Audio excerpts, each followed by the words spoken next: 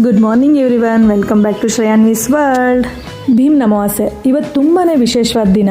ಮದುವೆ ಆಗಿಲ್ಲದೆ ಇರೋಂಥ ಹೆಣ್ಮಕ್ಳುಗಳು ಒಳ್ಳೆ ಗುಣ ಇರುವಂತಹ ಗಂಡ ಸಿಗಲಿ ಅಂತ ಇವತ್ತು ಪೂಜೆ ಮಾಡ್ತಾರೆ. ಮದುವೆ ಆಗಿರುವಂಥ ಹೆಣ್ಮಕ್ಳುಗಳು ತಮ್ಮ ಗಂಡಂಗೆ ಆಯಸ್ಸು ಆರೋಗ್ಯ ಹೆಚ್ಚಲಿ ಅಂತ ಪೂಜೆ ಮಾಡ್ತಾರೆ. ಭೀಮ್ ಅಮಾವಾಸ್ಯೆಯ ಹಿಂದಿನ ಕತೆ ಏನು ಗೊತ್ತಾ? ಹಿಂದೆ ಕಾಶಿಯಲ್ಲಿ ಒಬ್ಬ ಬಡ ಬ್ರಾಹ್ಮಣನ ಮಗಳನ್ನ ಒಬ್ಬ ಸತ್ತೋಗಿರೋಂಥ ರಾಜಕುಮಾರನಿಗೆ ಬಲವಂತವಾಗಿ ಮದುವೆ ಮಾಡಿಕೊಟ್ಬಿಡ್ತಾರಂತೆ.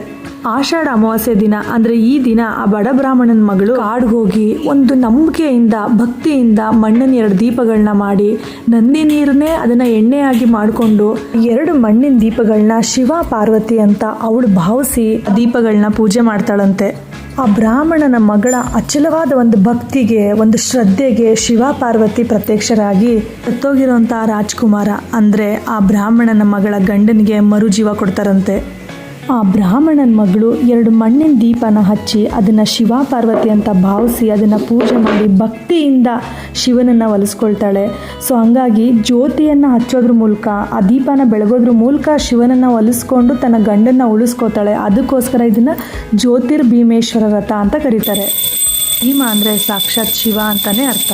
ಆಷಾಢದ ಕೊನೆ ಅಂದರೆ ಈ ಅಮಾವಾಸ್ಯೆ ದಿನ ಆಷಾಢ ಮುಗಿಯುತ್ತೆ, ನಾಳೆಯಿಂದ ಶ್ರಾವಣ ಸ್ಟಾರ್ಟ್ ಆಗುತ್ತೆ. ಈ ದಿನದ ಇನ್ನೊಂದು ವಿಶೇಷ ಕೂಡ ಇದೆ. ಮಹಾಭಾರತದಲ್ಲಿ ಭೀಮ ಬಕಾಸುರನ್ನ ಸಾಯಿಸಿ ಜನರನ್ನ ರಕ್ಷಿಸಿದ ದಿನ ಅಂತೆ. ಆ ನೆನಪಿಗೋಸ್ಕರ ಈ ದಿನನ ಭೀಮನ ಅಮಾವಾಸ್ಯೆ ಅಂತ ಕೂಡ ಕರೀತಾರೆ. ಪಾರ್ವತಿ ದೇವಿ ಶಿವನನ್ನು ತನ್ನ ಗಂಡನಾಗಿ ಪಡೆಯೋದಕ್ಕೆ ಕಠಿಣವಾದ ತಪಸ್ಸು ಮಾಡ್ತಾಳಂತೆ. ಆ ಕಠಿಣವಾದ ತಪಸ್ಸನ್ನು ಮಾಡಿ ಶಿವನನ್ನು ಒಲಿಸ್ಕೊಂಡ ದಿನಾನೂ ಕೂಡ ಇದೆ ಅಂತೆ. ತುಂಬಾ ವಿಶೇಷವಾಗಿರೋ ದಿನ ಈ ಭೀಮ್ ಅಮಾವಾಸ್ಯೆ ದಿನ. ಈ ದಿನ ಮದುವೆ ಆಗಿರೋ ಅಂಥವ್ರು, ಮದುವೆ ಆಗಿಲ್ಲದೆ ಇರೋ ಅಂಥವ್ರು ತನ್ನ ಗಂಡನಿಗೆ ಮತ್ತು ತನ್ನ ಅಣ್ಣ ತಮ್ಮ ಯಾರೇ ಇರಲಿ ಅವರ ಆರೋಗ್ಯ ಐಶ್ವರ್ಯ ದೀರ್ಘಾಯುಷ್ಯವಾಗಿರಲಿ ಅಂತ ಬೇಡ್ಕೊಳ್ಳೋ ಅಂತಹ ದಿನ ಇದು. ನಮ್ಮ ಭಾರತ ಸಂಸ್ಕೃತಿಯಲ್ಲಿ ಪ್ರತಿಯೊಂದು ಹಬ್ಬದ ಹಿಂದೆನೂ ಒಂದು ಪೌರಾಣಿಕ, ಸಾಮಾಜಿಕ ಹಾಗೆ ವೈಜ್ಞಾನಿಕ ಕಾರಣ ಇದ್ದೇ ಇರುತ್ತೆ. ಇವತ್ತು ಆಷಾಢದ ಕೊನೆ ದಿನ. ಈ ಆಷಾಢನ ಶೂನ್ಯ ಮಾಸ ಅಂತಲೂ ಕರೀತಾರೆ.